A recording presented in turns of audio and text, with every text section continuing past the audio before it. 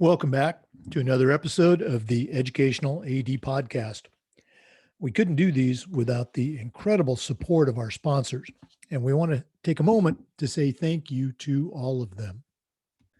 First, thanks to our diamond sponsor, Varsity Brands, including BSN, Varsity Spirit, and Herff Jones. Varsity Brands, elevating student experiences in sport, spirit, and achievement. We also want to say thank you to our platinum sponsors, including Hometown Ticketing, simple and easy online ticketing. Vital Signs, bring student achievements to life. Gipper, sports graphics made incredibly simple. Ephesus Lighting, innovating a brighter future at every level. And Camp Mobile, where leaders communicate better. Thanks to all of our great sponsors. Welcome back, everyone, to another episode of the Educational AD Podcast. Our guest today is Dr. Kechia Rowles. Dr. Rowles is a certified athletic administrator, and she's the director of athletics and also the athletic trainer for the Rockdale County Schools in Conyers, Georgia. Dr. Rowles, welcome to the podcast. Thank you for having me. Excited about our conversation today. Well, we appreciate you taking the time to visit with us. And as you know, it's a busy time for athletic directors, so we're going to jump right into it. We always like to let our listeners have a chance to get to know our guests. So tell us a little bit about yourself, where you were born, where you grew up, where you went to college, and then maybe how your love of athletics led to your current position. Okay, so I am originally from Albany, Georgia, and I am the product of two coaches and former athletic directors.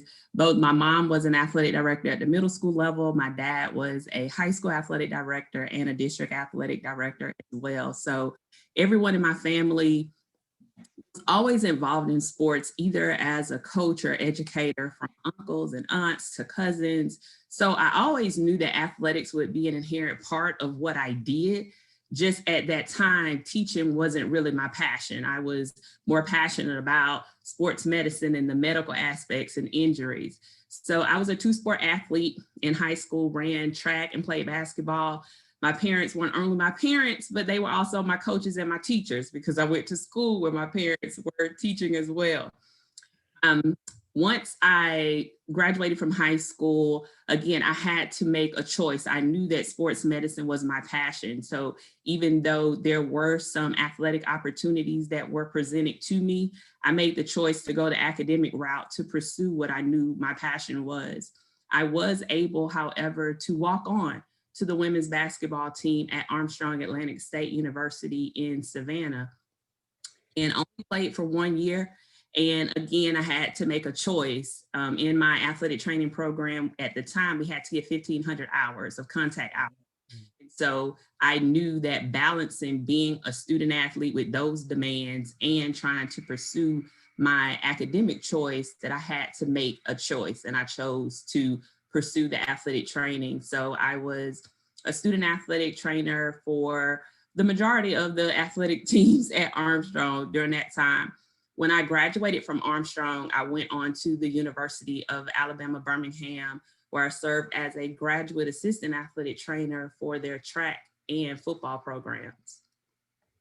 Now it's time for me to start my profession. So I worked in Alabama for an additional 2 years as a certified athletic trainer for a couple high schools, and wanted to get closer back home. I wanted to come back to Georgia.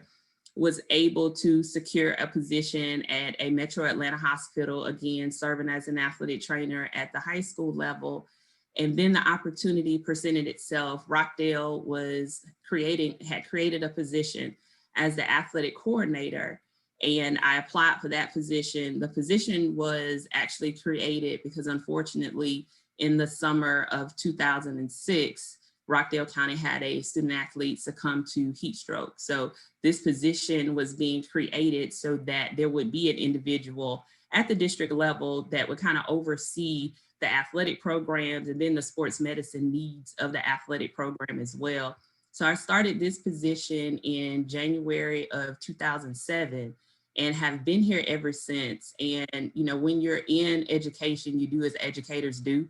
And my background at the time was strictly in sports medicine. So I sought out to pursue my doctorate in sports administration and received that in 2015. And so now I'm still here 14 years later and am just excited about how just the program and my position have evolved over time. I mean, I always love to hear these stories, and I'm certain that any athletic director listening would talk to the importance of having a good athletic trainer at their school. I got to imagine that that background you had, as an undergrad and working with the teams and working with coaches. I mean, what a great experience that you could have in your, what we'd like to call toolbox for later on when you're an AD. Yes, I agree. And I am under the belief that if your athletic programs cannot afford an athletic trainer and an AED, then you can't afford to have athletics.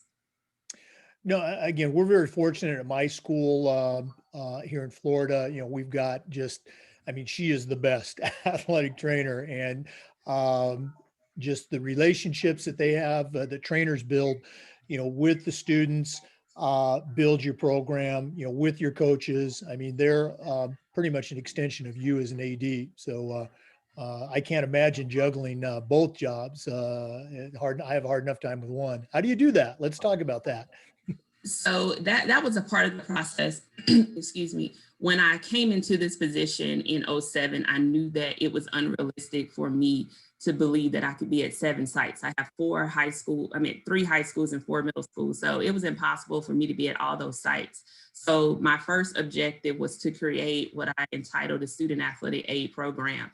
And so that was an opportunity for the students who are already out there serving as managers and hydration specialists, because I don't like to use that term. The movie was coined, but out there. So I wanted to provide them an opportunity with some structural educational principles so that they would be some additional eyes and ears for me and for the coaches, that you would have an individual there that had some training that would be able to assist. The program grew tremendously from a 1-year to now it's a 4-tier program. And I would be remiss if I did not recognize that the district also hired 2 additional full-time athletic trainers to help out. And so now there is one of us at each of the high schools that also support the feeder middle school programs. Just again, for our listeners, can't underline the importance enough about, having a quality, athletic trainer for your program. That if you can get that student program going, I think that's a good step, but you got to have trainers. Talk a little bit about that transition from, say, the private sector, college, and working through the hospital to the public school setting. Any challenges with that, or was it seamless? Now, it was more of a seamless transition, but a lot of times there can be a struggle between when you are contracted for a service, you have an obligation to your employer and also an obligation to the school in which you're contracted out for. And it has to be that you're putting the best interest of the student athletes and those that are involved ahead of, a bottom dollar. So for me, it was a seamless transition, but I do know some that have struggled with that. And there's some quota demands that their employer has when they're outsourced to some of these high schools and other locations. Yeah, no, it's always an interesting dynamic when you get those two entities working together. Um, Kechia, you talked about, your parents both being in education, and, they were your teachers and coaches. I'm going to guess they would probably be at the top of your list as far as mentors. Mhm. And we always like to hear about the individuals that help get us where we are. So in addition to your parents, who were some of your mentors that you had either growing up or maybe people that you've worked with or worked for? The expression I like to use is, I still hear those voices in my head when I'm talking to a kid or a coach or maybe a parent. So whose voice do you still hear?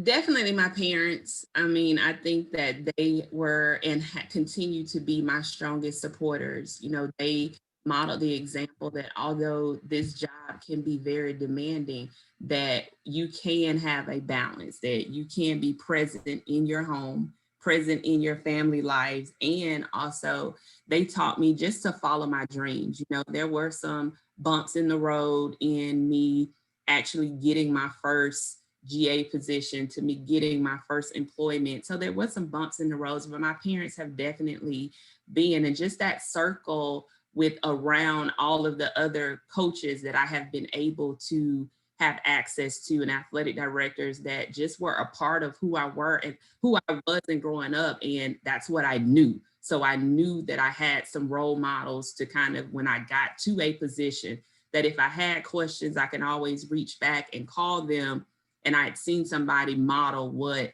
the position is. No, and again, it's great to hear that those people that influenced back then are still influencing us now. You and I met online. That sounds kind of crazy. Through the NIAAA's virtual conference this year. Yes. And I know you're involved at the state and at the national level. So just share a little bit about how you got involved with that. I think it's important for our younger ADs to get involved, and hearing the stories of others, I think can help maybe jumpstart that process. So how'd you get involved? Mine is a little bit different. So, as I told you, and I already mentioned before, that my dad was a district athletic director. So, before I was transitioning into this role, and I primarily had on my athletic trainer's hat, I was going to the NIAAA conferences, but I was going sightseeing. So, we were a family trip. And ironically, when I was got the call to interview for this position, we were actually coming back from San Diego. So I've been to a lot of the conferences before, and I started to read the information that Dad would bring back from the conference. And eventually I asked if I could get a guest pass to go to the exhibit hall. So now that was the first time that I was kind of indoctrinated into the conference. And I knew at that point that this was, if I was actually going to pursue athletic administration, that I really needed to get involved. I've known Dr. Robin Hines, the executive director of the Georgia High School Association, since I was in high school. And so when he became the executive director, I started to be an instructor for the GHSA's Community Coaches Instructional Program. And I'm looking forward to being involved in NIAAA with some of the LTI courses and teaching those. But that was kind of my introduction into the NIAAA, that, you know, Dad was there, and it just took one time of me being there. So if you're a new AD and the conference comes somewhere close into your proximity, trust me that if you take the initiative to go that first time, you'll be an annual attendee. We've mentioned that many times at our state level. Just if there was a way to get our younger ADs, even our veteran ADs, to attend the national conference, particularly when it's in state, that, you know, what a great hook and what a great experience. I can just imagine, you know, running around those the exhibit hall there when you're younger. Okay. Yes. Um, you've had a chance to you know, be an athletic director at the district level and see, you know, different schools. um, One of the things that we like to do with our podcast is share this idea of best practices. So I'm going to put you on the spot here a little bit. You know, what's you know, one or two things that you have seen your coaches do at your school, or maybe it's an initiative that you started that you're particularly proud of. You might even say, you know, with great pride, we do this better than anybody else. So, you know, what are a couple of your best practices? One I hold dear and dear is this past spring, when we were realizing that there was going to be, you know, this shutdown of our athletics due to COVID. And I had some transitions happening within some of my athletic departments with the athletic director position. And so our professional learning department has a leadership academy. So I went to them and asked if it would be possible for us to start an Inspiring AD cohort within that program. And so from the spring until throughout the summer, just worked at really solidifying what the program would look like, who the attendees would be. And it has been amazing. We just wrapped up our 4th session for the year. We have 6 sessions total.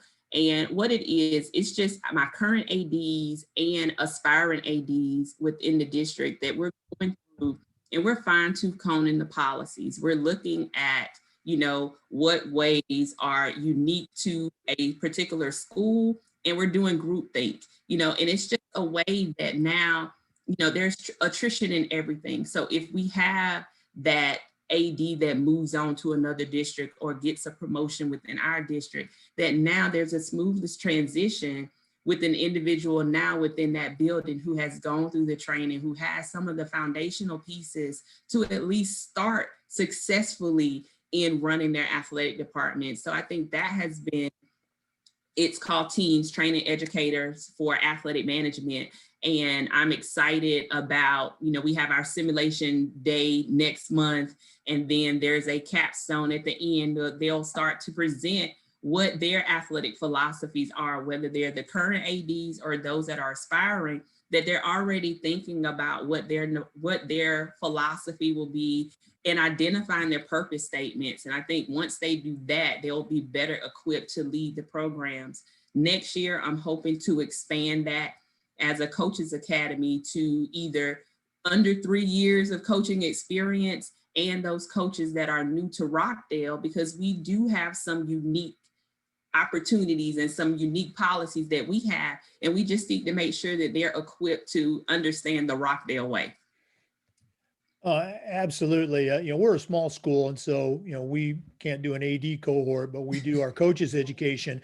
And again, the veteran coaches have bought into it, the younger coaches, even down to the middle school level, we've tried to put on quality information. It sounds like you're doing the same thing. I mean, from a district level, what a great way to literally develop those next ADs that hopefully are going to be working in your district. But if they choose to go off elsewhere, hey, you've done a good job. You've trained them right. So great stuff. Let's go and talk about COVID. We're approaching, 1 year since the original shutdown. To our listeners, we're recording this in January, but it's been, interesting, or it's been in some cases heartbreaking to see the various responses across the country. Some states have gone on as if nothing has changed. Others have shut down completely and still haven't resumed athletics. So for our listeners, what's happening in Atlanta, or what's happening in Georgia, what's happening in your area of Atlanta as far as return to play as well as return to school? What's going on? So for the state of Georgia, our winter sports are underway. We just wrapped up our fall season football championships right after Christmas. And so winter sports are underway. We have, as expected, there have been a few hiccups with basketball and wrestling, but for the most part, we're rocking and rolling. Spring sports within the next 3 weeks, all of them will start their resumption. And so spring sports are underway. They too are having their infectious disease plans and outlining, what steps they will take to keep their team safe in mitigating that transmission of COVID. And our athletic directors are doing a good job of scheduling so that we can minimize the number of teams that are on campus at one time to, again, keep that separation within the teams. We have not started our in-person instruction yet. Right now, we're tentatively scheduled for February the 22nd for us to resume a hybrid model. And so our middle school sports are on pause until we resume that in-person instruction. But that's where we are, coming off of this holiday break. We are not having any even employees coming into the building, because we just want to make sure that when employees and staff return, that we're doing so in the safest manner possible coming off of Christmas or holiday break. looking back on say your fall sports, and I know you don't have this data right in front of you. So again, I'm putting you on the spot, but off the top of your head, how many games did you have to cancel as far as home events or even road events because of your students or your coaches or someone within your program, testing positive or, having to be in isolation? Can you, give a number, how successful was the fall season? Well, we delayed. And so our fall sports did not resume until October. And so the initial hump, we Right. were behind that. And so with football, we ended up missing one game from my three high schools. We ended up missing one game because of positive tests, but that was toward the end of the season. But for the most part, we were able to, just in our slow resumption of sports, and we only played that region schedule. So we didn't play any for volleyball and softball and cross country. We didn't run or play any non-conference teams. We played an all region schedule, and we resumed sort of late in the season, and our regions were able to work out that our two teams that were in the same region, that they would come in as the lower two seeds and work their way up into the championship if they made it. But that was only fair for them. And our football teams, our season was 6 weeks. And we weren't looking for championships. We just really wanted to provide an opportunity for those athletes, especially those seniors, for them to get an opportunity to play. Oh no, absolutely. And nobody wanted to experience what we all did or didn't experience from the previous spring. So yeah, that's been pretty consistent. The informal research I've been doing is, very few games, once you got going, Mhm. had to be canceled. I think the coaches, the kids, the ADs, everybody, did a good job of following the protocols. Um, Keisha, another question we've been asking our ADs since we've been doing these podcasts has to do with the idea of social awareness, social justice, if you will. And my question is this: what are some things that we can do as athletic administrators better? How can we do a better job as ADs in this area of social awareness? I think first, just understanding how athletics influences the school climate in itself. And so we have to identify what those non-negotiables are for us within our programs, whether it's unacceptable language, whether it's derogatory nicknames, it's sportsmanship, that display of sportsmanship, empathy and apathy toward our teammates.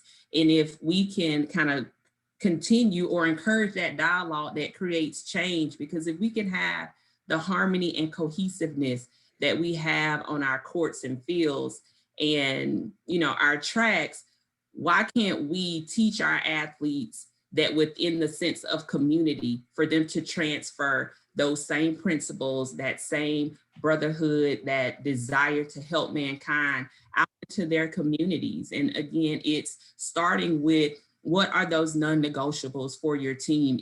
Are there some behaviors that are there?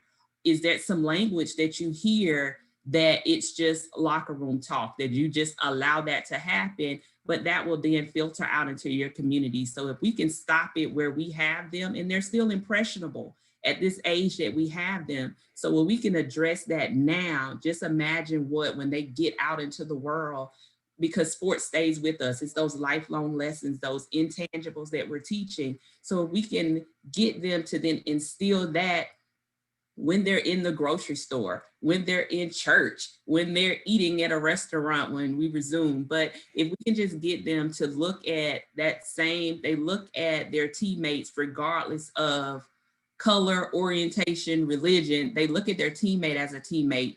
So why can't we then look at those outside in our community that are different from us and love them the same way that we love our teammates with differences? No, absolutely. I think you hit it right on the head. And again, those lifelong lessons that we're supposed to be teaching, I think as ADs, making sure we're following up, and, our coaches, our kids, everybody who has that name across their jersey or their jacket is being a great representative. Okay. Appreciate you Yes. sharing that. Let's go and lighten it up a little bit. I always ask the athletic directors, what's your favorite part of the job? And after about, 65 episodes, the answer was always the same. Oh, it's the kids. And of course, it should be the kids. Okay. Why are you in this business if you don't like kids? But acknowledging that you love your kids. Okay. What are some other reasons that you get excited about coming to work each day? What do you really like about the job? The relationships, and not just about the kids. It's the relationships. I've been here 14 years. And so now it's seeing a team that's kind of turned that corner, that struggled with some successes in the past. And now they've turned that corner. They're starting to see some success. They're getting those victories. It's in wearing my athletic training hat in those relationships, and seeing a kid that has been injured and missed some time, and then seeing just the joy that they have when they're able to return to their competitive sport. And just we go through the highs and lows with our coaches and with our kids. And it's those strong relationships that are strengthened through those ups and downs. And I think during this time that, COVID and just the adjustments and the daily adjustments that we're having to make, I just think the display and how our coaches and kids have just persevered through this, that has been one of my favorite parts. Yeah, and I'm right there with you. It's, I think we have the best job in the world. We get to hang out with kids, we get to hang out with coaches, other ADs, and the flexibility. I was just speaking to an AD, and she used the expression, yeah, today we're on plan 723. And it's true. Okay. So Yes. being able to, deal with it, laugh at it, and then move on. I think those are things that we get to do every day. Yes. Well, Dr. Rowles, okay, it has been wonderful having some time to talk with you, but we're Yes. not done yet. Okay. We always like to wrap up with what we call the athletic director's toolbox. Now, you're certainly a veteran AD, but right now I'm going to challenge you to send out a brand new athletic director, someone from your cohort, but I'm only going to let you put 3 items in their toolbox. What 3 things are going to go in Kechia Rowles' athletic director toolbox? Number one, be intentional. Just understand that every decision and action that you make has a consequence. So if it is a coach asking you when you're rushing out the door for permission, think, pause before you answer, because your quick answer could have a ripple effect to some of the other programs. So that just being intentional with your decisions. Number two, I'm a planner, so a checklist, a to-do list, just having, life throws us curveballs, so we can't plan for life, but we can have a plan. And having that, it makes you optimize your time, and it makes you accessible. And so you then, when you're planning and you have that you can follow, it helps also with that work-life balance, because we have to have a productive and positive work-life balance. So having a plan that you're tackling each day, you're tackling each week, and you're tackling each month, that's important. And I think the last one is, remember that there are no minor sports. Whether it is esports, whether it's tennis, whether it's cheerleading, to at least one athlete on that team, that's the most important sport to them. So whether it is revenue producing or not, those athletes need to know that it's important to you as well. I love all 3 of them, and the last one in particular. If that kid is wearing that jersey with that school name on it, hey, that's a big deal. So Yes, it is. absolutely, no small sports. Dr. Kechia Rowles, thank you so much for spending some time with us today, and all the best moving forward in 2021. Thank you. It was a pleasure. Okay. To our listeners, remember the Zoom recordings of these interviews are also being uploaded to the FIAAA Educational Athletic Director YouTube channel. So take a watch. And until next time, thanks for tuning in. Come back again next time for another episode of the Educational AD.